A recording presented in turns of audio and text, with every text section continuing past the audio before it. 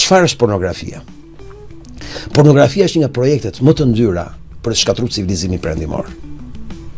Është një mekanizëm që po them sinqerisht një nga smundjet më të mëdha të shekullit 21. Thuhet ti sa smundje? Smundje. Dhe është program, nuk është biznes thjesht. Nuk është thjesht biznes. Ti di kush janë pronarët? Në kujt? Kucat që thot Putini. Në kujt? Pornografisë, pronarët. Pronarët? Roçanët? Jo. Rockefeller? Jo. Kush? Krysht e tyre. Dërkuset e tyre. Po të them një fakt. Pornografia pa nivelin më të lartë në historinë e njerëzimit, bashkë me prostitucionin dhe perversitetet më të ndyra të njerëzimit, në vitet 20-33, derisa erdhi Hitleri në Berlin. Po. Kur bota nuk ka parë gjendje më perverse se aq. E cila ishte fizike, ishte kinematografike, ishte teatrore, spektakolare, në format më të ndyra që mund të ekzistojnë. Ti mund të shifshe spektakël zoofilie live. Zoofili live, la, shkoje, paguje lekët. Për të parë një njerëz që bënte seks me kalin.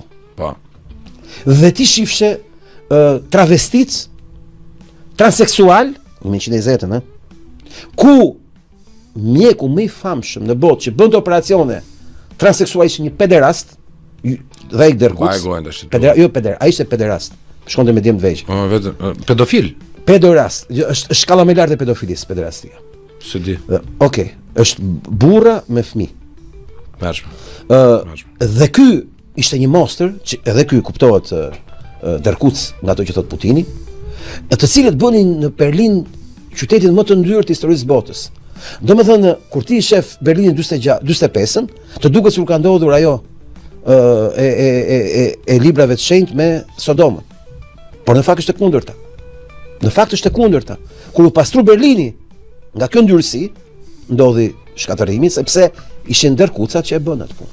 Dhe koncepti është që ta sqarojmë qartë punë, perversiteti njerëzor, këta kanë ndërtuar projekt për të çuar botën drejt perversitetit.